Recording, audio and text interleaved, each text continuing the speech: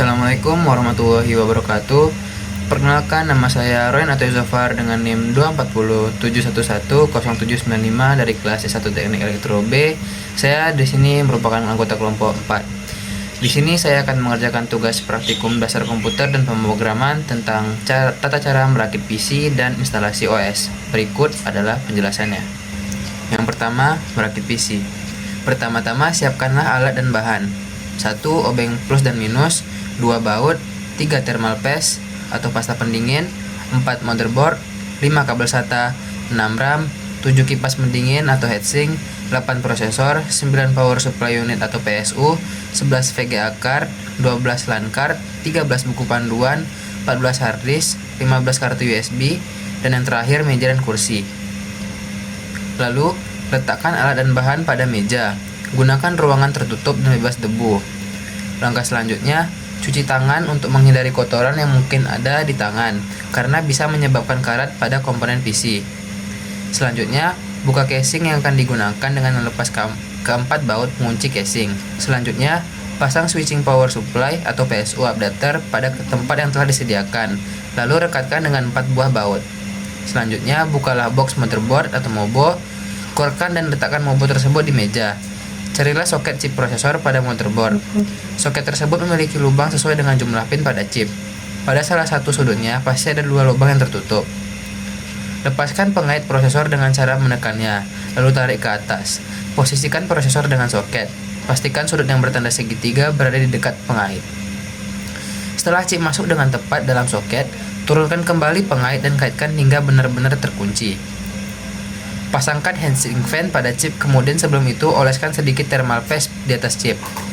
Kuncilah kipas prosesor dengan menekan 2 pengaitnya secara bergantian dan hati-hati. Selanjutnya, tancapkan kabel power untuk kipas ke motherboard. Letak soketnya biasanya berada di sebelah soket prosesor. Umumnya diberi tanda dengan tulisan CPU fan. Berikutnya, pasang kartu memori RAM pada slot DMM sesuai dengan yang telah disediakan. Buka tuas pengunci. Jika sudah, pastikan tuas terkunci kembali. Angkat motherboard dan letakkan ke dalam casing. Pastikan motherboard tepat dengan lubang bautnya di atas baut-baut alas. Setelah terpasang semuanya, kencangkan satu persatu dengan menggunakan obeng. Selanjutnya, pasang konektor yang berasal dari lampu LED, speaker, tombol power, dan tombol reset PC ke MOBO. Letak pinnya biasanya berada di depan slot PCL. Sesuaikan namanya dengan nama konektor yang akan ditancapkan. Hubungkan konektor kabel power yang berasal dari PSU ke port power yang berada di MOBO. Port power biasanya berwarna putih dengan jumlah pin sebanyak 12 buah. Biasanya letak port power berdampingan dengan soket floppy. Tancapkan pula konektor power prosesor pada port tambahan.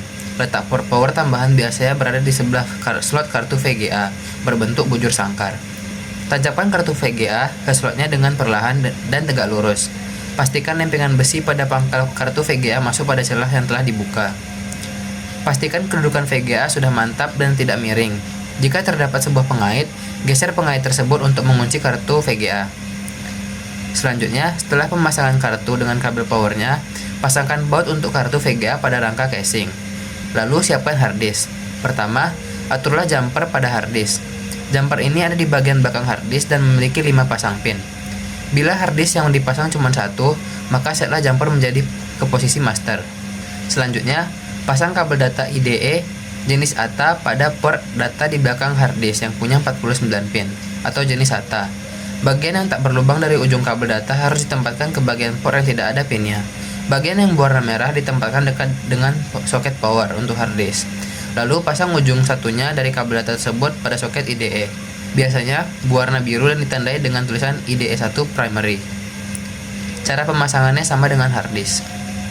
Selanjutnya, pasanglah kabel power dari power supply ke hard disk. Port kabel power ini punya 4 pin berukuran besar. Pasang dengan pas hingga seluruh konektornya mentok. Pasang hard disk pada drive by berukuran 3,5 inci. Jika sudah pas, pasanglah bautnya di bagian kiri dan kanan. Sebelum menempatkan CD drive, buka dulu penutup B-nya. Biasanya ada 2 lapis penutup, dari plastik dan lempengan logam. Untuk plastik, tinggal ditekan penutupnya di bagian dalam, sedangkan logam diperlukan tang untuk memotongnya, karena penutup ini menyambung dengan rangka casing. Setelah itu, masukkan CD-ROM drive ke dalam B. Posisikan dengan tepat. hingga posisi depan drive pas dengan permukaan depan casing. Setelah itu, pasanglah baut pengencang di bagian kiri dan kanannya. Pasanglah kabel data jenis Ultra ATA33 untuk menghubungkan drive dengan Mobo. Jenisnya sama dengan kabel data untuk hard disk. Maka cara pemasangannya pun sama. Pasang salah satu ujung kabel ke port data di belakang CD drive. Pasangkan ujung lainnya ke port IDEL pada Mobo. Selanjutnya, pasanglah kabel CD audio pada port audio di belakang CD-ROM drive yang memiliki pin kecil. Kemudian, pasangkan ujung lainnya pada kartu suara yang bertuliskan CD-in. Setelah itu, pasanglah kabel power untuk CD-ROM drive. Pemasangannya sama saja dengan pemasangan kabel power untuk hard disk. Untuk pemasangan drive optics lainnya seperti CD-RW drive, DFD-ROM drive, dan sebagainya, prinsipnya sama. Dan yang terakhir mengenal port. 1. Colokan mouse PS atau 2. 2. Colokan keyboard PS atau 2. 3. Colokan USB. 4. Port COM.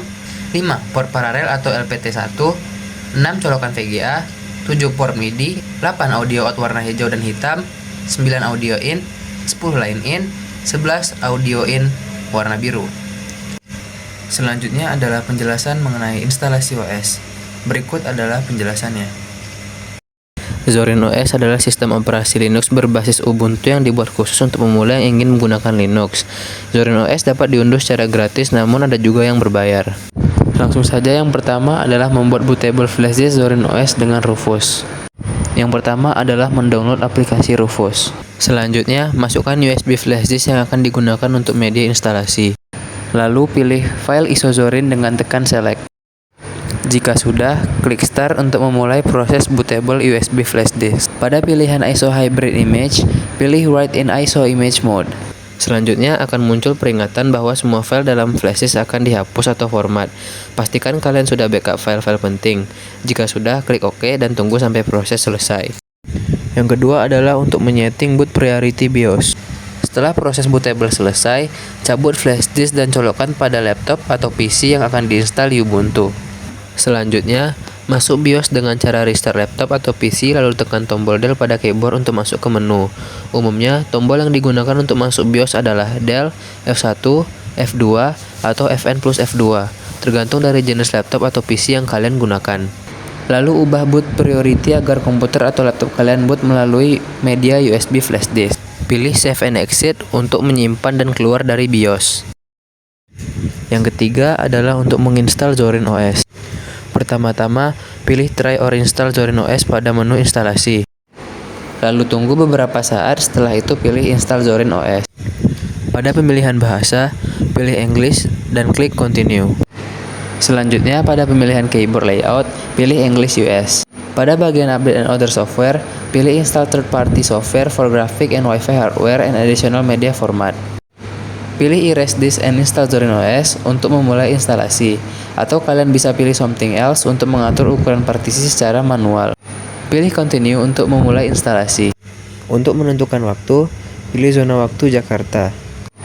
Isi informasi kalian berupa nama komputer, username, dan password, lalu pilih Continue. Tunggu hingga proses instalasi Zorin selesai.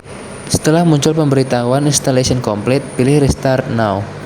Cabut USB flash disk yang digunakan untuk instalasi. Setelah itu, tekan Enter pada keyboard. Isi username dan password yang sudah disiapkan sebelumnya untuk masuk ke sistem operasi Zorin OS. Setelah itu, proses instalasi pun selesai. Demikianlah video saya mengenai tata cara perakitan PC dan instalasi OS. Semoga bermanfaat.